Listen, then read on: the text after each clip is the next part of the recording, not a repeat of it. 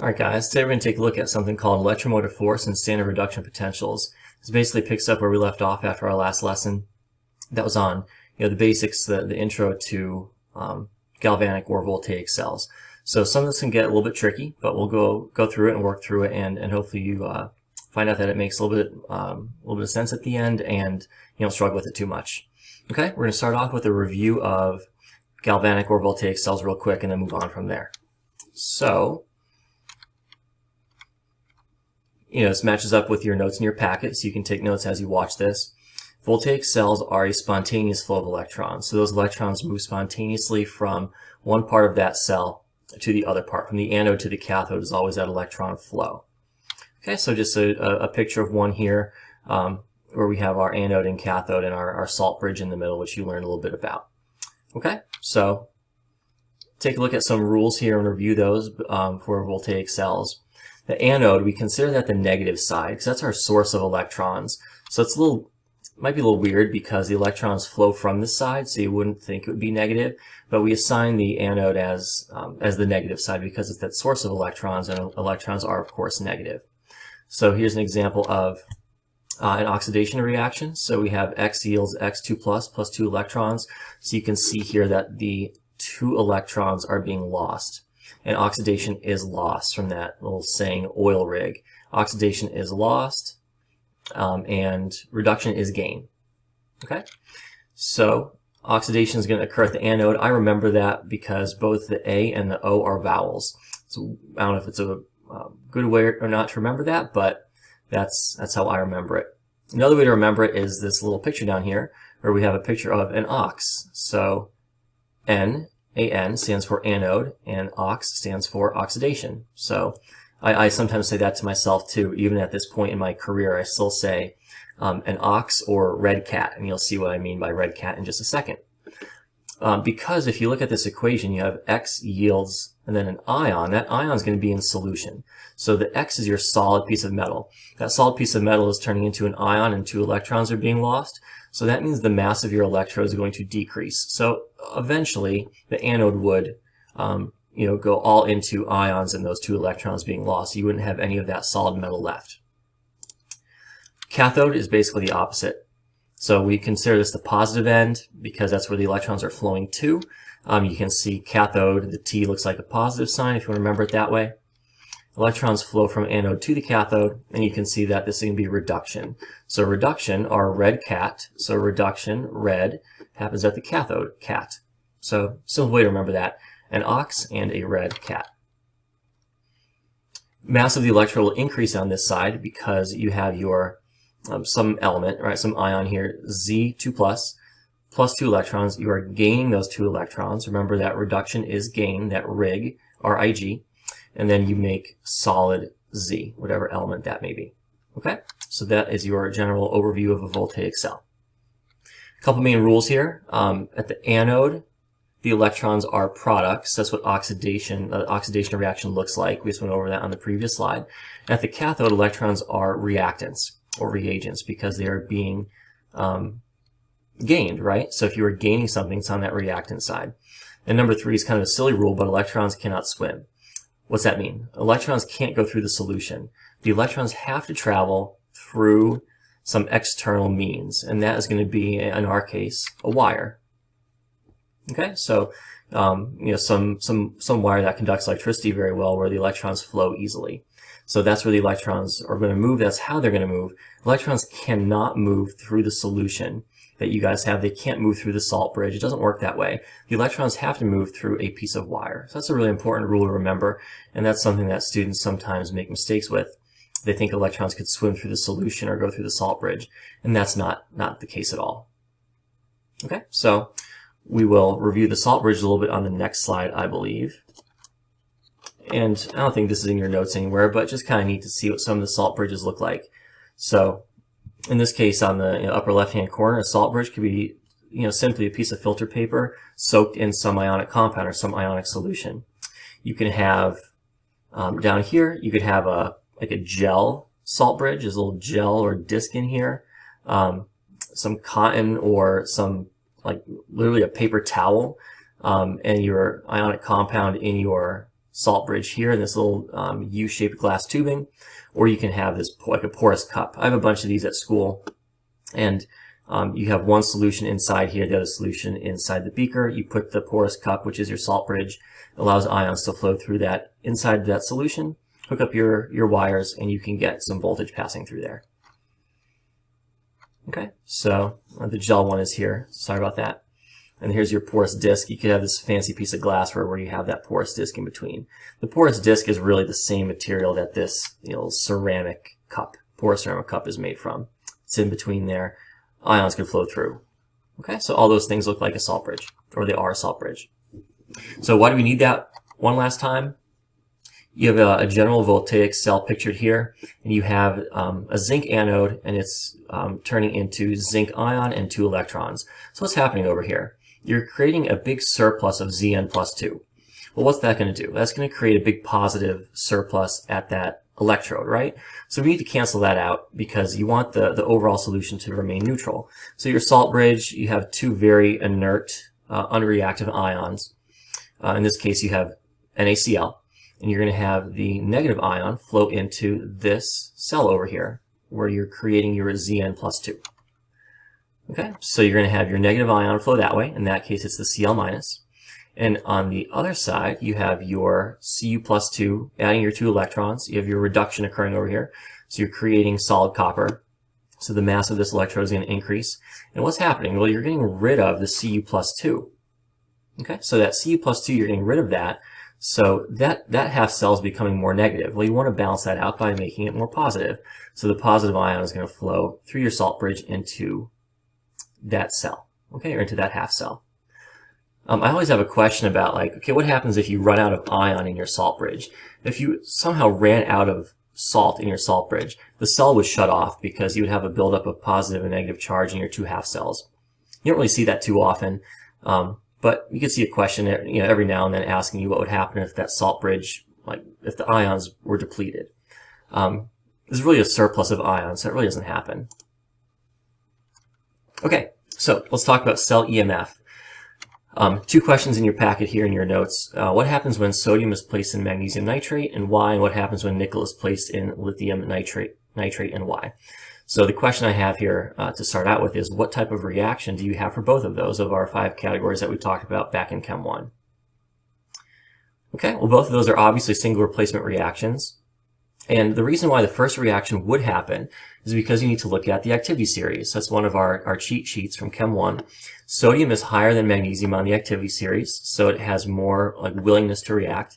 And for the other example, lithium, this reaction won't happen. Lithium is higher on the activity series than nickel. So since lithium is higher on the activity series, it has more, it's more willing to react, has a higher reactivity, and it's already as part of that compound. So nickel's not going to be able to remove lithium from that compound. This ties in, the same concept ties in here with what is cell EMF, or electromotive force, which you'll define later on. But in an electrochemical cell, the flow of electrons through that wire is going to occur if one of the reactions has a stronger drive to react than the other. Just like the single replacement reaction will happen if one element wants to react more than the other one, right? And it could displace that. So the drive to react in an electrochemical reaction is referred to as an electrical potential. What's the potential for something to react? What's the potential for those electrons to move? The bigger the difference in the drive, the stronger that electron flow is going to be. So if there's a big difference in potentials for electron flow, then the electrons will flow easier, right? They'll have a stronger flow of electrons. If you have a small difference, then they won't flow as strongly, right? There'll be a little bit weaker flow of electrons and a lower voltage that we'll find out. Okay, a little graphic here for you. Electrons are always going to flow from high potential energy to low potential energy. And again, they always go from the anode to the cathode. Okay, so think of it as a waterfall. You have high potential energy at the top, you have low potential energy at the bottom. The water is always going to flow from high to low, right? You're never going to have the water go back up the waterfall. It doesn't happen.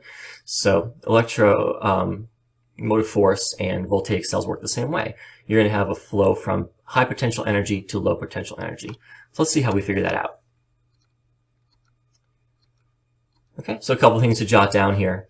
Electrons are always going to flow from the anode to the cathode, like I said. because the cathode is always going to have a lower electrical potential energy than the anode. The anode will always have that high potential energy for reduction to occur. So we'll look at a little chart in a minute or two here to see how we figure out what these potentials are actually going to be. We measure the unit here in volts. Okay, so what is a volt? Well, a volt is a joule per coulomb. So a joule is a unit of energy, and a coulomb is a charge. So it's an amount of energy per coulomb of charge. We'll take a look more at volts really for the last topic of this course, the last topic of this unit, which is electrochemical stoichiometry. So if you're looking for one last fix for stoichiometry, because some of you guys are into that, you'll get a chance to do that in a couple lessons towards the end of this unit here. Okay, but the unit we're going to focus on here is a volt for electromotive force. Okay, so the only way to measure an electrical potential, so how are the electrons going to flow, right? What's our stronger and what's our weaker potential there for that flow of electrons? You have to compare one half reaction with another one. So if you have one cell with copper and copper nitrate, another one with zinc and zinc nitrate, you have to compare those two potentials to see what your electron flow is going to be. Now we have like limitless potential here, like limitless options for different combinations we could put together of half cells. So this can get a little tedious and overwhelming. The graphic I have on here is you have a cell with V, X, Y, and Z. And you have another cell with V, X, Y, and Z. You can make all these comparisons between V, X, Y, and Z to see what your potential is going to be. So you can compare V on the left here to X, Y, and Z on the right and get three different values. Compare X on the left to V, Y, and Z on the right. And to do all these combinations and get very overwhelmed. So how can we eliminate that possibility here of doing all this work? What we can do is just compare everything. Like, for example, compare V, X, Y, and Z to just one other half cell. Okay, and if we compare all of it to that one half cell, we use that one as a reference, then we don't have to make all these other extra comparisons. So, the example I give here is kind of silly, but I have all these racing results. Here's a big race that occurred.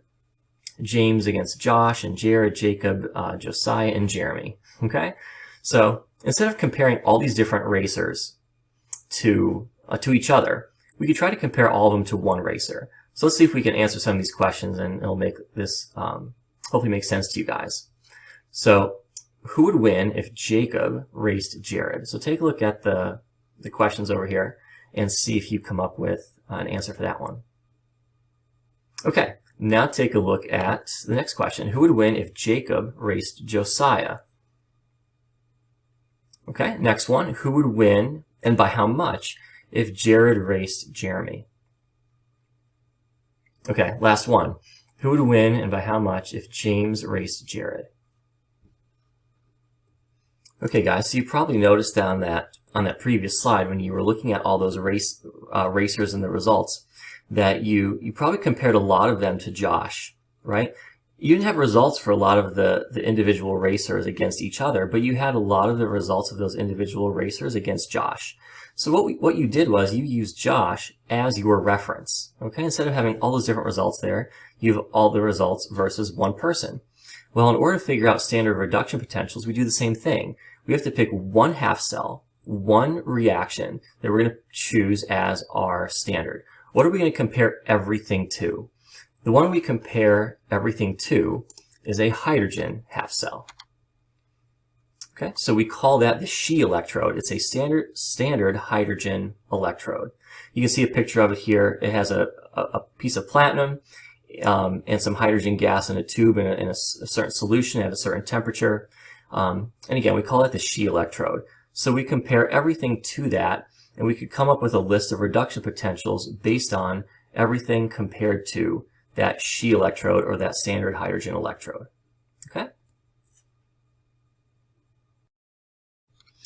Okay, so we can see that the equation for the standard hydrogen electrodes on the bottom of the slide here, and it's in your notes. But note that you have that 1 molar solution. So a 1 molar solution we consider standard conditions, right? So that's why we have it as the standard hydrogen electrode.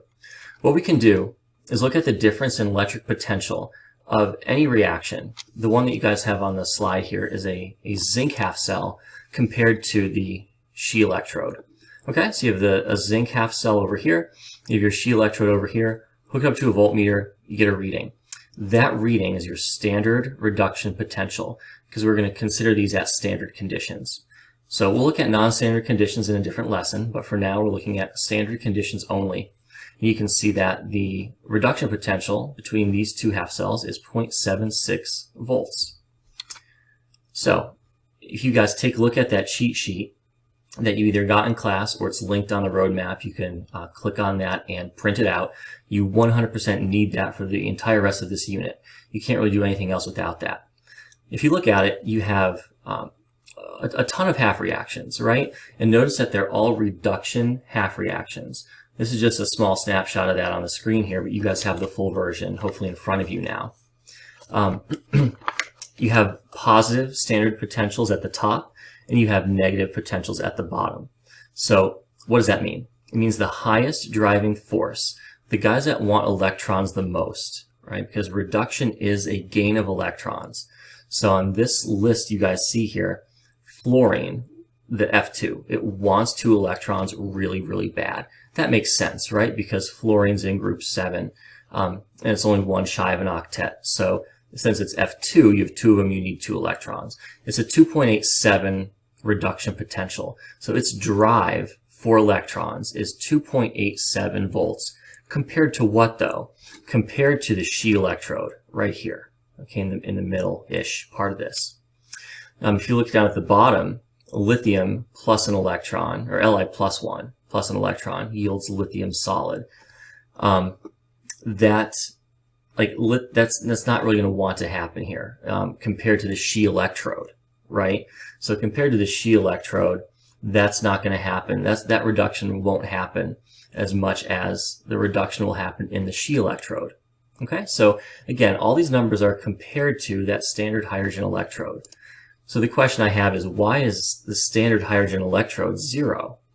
Well, we have to compare it to something, right? We get these values by comparing them to the She electrode. Well, if you compare one standard hydrogen electrode to another one, well, of course the voltage is going to be 0. The electrons aren't going to want to flow at all because both of your half cells are the same, right? So there's no difference in potential because you're comparing two of the same things. So the more positive voltage will happen at the cathode, super important. The other will be reversed and will happen at the anode. So this reaction here, Li plus 1 plus an electron yields lithium solid. That's probably not going to happen as a reduction reaction. What will happen is the reverse of that. If you flip that reaction, you're going to have an oxidation reaction. And then you would have the opposite sign here, and that would make sense, right? So you would have that occur as oxidation, and things that are higher up typically occurring as reduction. So we'll take a look at some examples on the future slides here. Okay, so to wrap up some of your notes here, or to summarize things, the electromotive force, or the EMF, is the force required to push electrons through a circuit, through that wire. So the cell potential, you'll see that written as E cell, or EMF of a cell. Again, we consider all of this to occur at standard conditions, 25 Celsius, 1 molar solutions. And again, we're comparing all of these half cells to the She electrode, which we talked about already. So how do we calculate the EMF? That's the most important part of some of these problems that you're going to do, because you have to find what that E cell value is.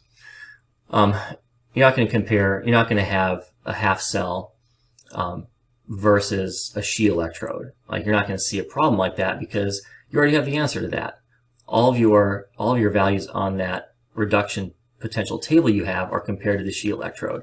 So we might have some example where we have a zinc half cell and a copper half cell. What would the potential be for that? Well, how do we figure that out? Here's your equation here, and this is really important. There's a couple ways to teach this. I've seen it taught different ways. I've seen teachers do different things. This is the way I like to go about it. If you watch any other review videos, it might be a little bit different, but this is my strategy. To find your E cell, you take the reduction value at the cathode. Okay, this is really important here. So it's the reduction potential at the cathode. And reduction happens at the cathode anyway, right? Not a big deal. You're going to subtract the reduction potential at the anode. So I know at the anode, reduction doesn't occur. Oxidation occurs, okay? But to find your E cell, you just use the values from the table. Super easy and simple this way. Take your reduction value from the table, okay, for the cathode, and subtract your reduction value from that table of your reaction at the anode. That will give you your E cell for the overall reaction. What's the voltage for that battery, that cell that you made? For the example that's given here, okay, so you can see that the reduction half reaction is your She electrode, and your oxidation half reaction is your zinc electrode. Let's go back really quick and look at that. Okay, this makes perfect sense. Look at your standard potential for the She electrode. It's 0. Look at your zinc electrode. Look, it's negative 0.76. So which of those two values is the most positive? The rule right here, the more positive voltage will happen at the cathode. Well, clearly 0 is more positive than negative 0.6. So if I have a cell with one half cell as the She electrode, the other half cell as the zinc electrode, and I compare those two, reduction is going to occur at the She electrode. Oxidation is going to occur at the zinc electrode. Okay? Let's go back here and take a look at the example again. Okay, reduction is happening here, the She electrode. So to find my E cell, I take my reduction value of the She electrode, which I just saw on that slide. It is 0 volts. I subtract the reduction potential of the zinc electrode. Now I know we would have to reverse that equation. Okay, look, the oxidation half reaction is occurring here. So this equation isn't a reduction equation. So I flipped my equation from that cheat sheet because oxidation is occurring here. But how do I calculate the value? All I do is take my reduction value at the cathode minus my reduction value at the anode. So you have 0 minus, and your reduction value of that zinc electrode was negative 0.76. So you have 0 minus negative 0.76, and you get 0.76 volts. And you can see that the voltmeter is reading that right here. Okay? So, reactions with a E cell, or reduction value, greater than 0 are spontaneous relative to the She electrode. Reactions with an E cell, or E reduction value of less than 0, are spontaneous oxidations relative to the She electrode. I kind of already summarized that a little bit for you. Okay? So comparing to the She electrode, positive E values are reduction, negative E values are oxidation. Okay, to wrap this up here before an example problem, sorry. The larger the difference between the two half cells in their reduction values, the larger your E cell is going to be, obviously. If you have something from the top of that list and something from the bottom of that list, there's a big difference there in voltage. If you have something from the top compared to the She electrode, you have a decent voltage, but probably not as big as if you compared something from the top and something from the very bottom. Okay, like the fluorine half cell and the zinc half cell. You'd have a bigger difference there than if you just compared the fluorine half cell to the She electrode half cell. Okay, keep in mind our equation that we're going to use. So what I want you to do is, on the next slide, we're going to go through, and you guys are going to do a practice one. This one I'm going to do with you guys. Okay, so we're going to use an arrow to indicate the direction of the electron flow in each cell, and then determine the E cell for each. So let's go to the pointer here and wrap this up. Here is my first reaction. Okay, I have an iron half cell and a silver half cell. What I want to do is write out what my equations are for these. So I just look at my cheat sheet. It's really easy. I have, sorry about all the clicking, we're just going to have to live. Okay, Fe plus 2 plus 2 electrons yields Fe. That reduction value from your table is negative 0.44 volts. The other half cell is silver, so look it up. Silver is Ag plus 1 electron yields Ag. If you look at the reduction potential from your cheat sheet, it is positive 0.80 volts. Okay, so what's this tell us? The more positive reduction value is reduction. So reduction is going to be here, okay? And reduction occurs at the cathode. Okay, so up here, this is your cell with the reduction occurring. So this is our cathode.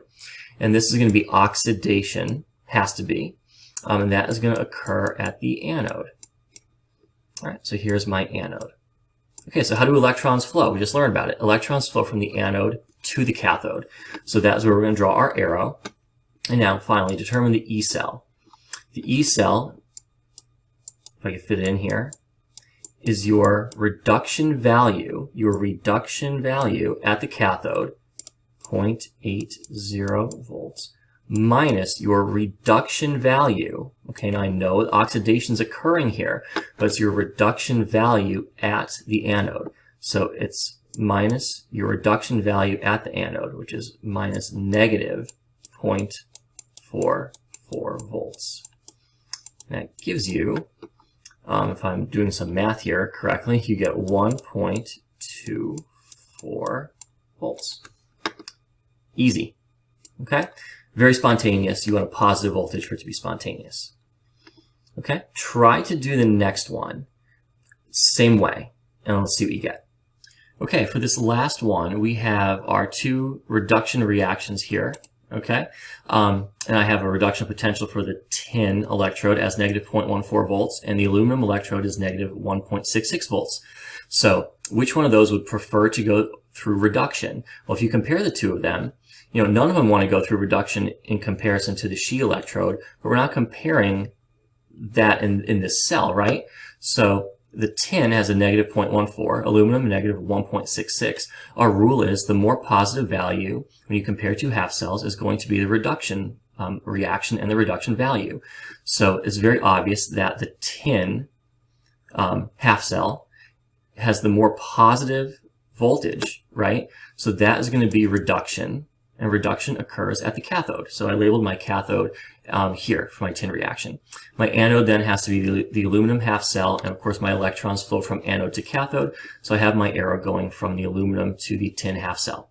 Now, to find E cell for this, all I have to do is take my reduction value at the cathode, which we said was the tin value, so you have negative 0.14 volts, minus your reduction value at the anode. So, minus negative 1.66 volts. And I get an E cell of negative 0.14 minus negative 1.66. That gives us a value of 1.52 volts. Okay? So it still ends up being positive, which is what's supposed to happen, because a positive E cell means a spontaneous flow of electrons, and a voltaic cell is our spontaneous flow of electrons. Okay, that is what a voltaic cell is. Okay, guys? Hopefully that makes a little bit of sense to you. It can be a little bit tricky, but stick with it, practice, and you'll be fine. Well, I don't know if you can see this anymore, but I'll erase this for a second here. The more positive the reduction potential will undergo reduction. So that's really a key point here. Okay, last thing that you guys are going to do here is give this one a try. Doing the same thing. The questions will pop up on Edpuzzle here. Give this one a try. Answer these questions. Answer them in Edpuzzle. Part of your completion grade here is getting most of these correct or having a good solid attempt on that. So use the notes, use the examples we just went over. I labeled the half cells for you. I gave you the equations that are occurring up at the top.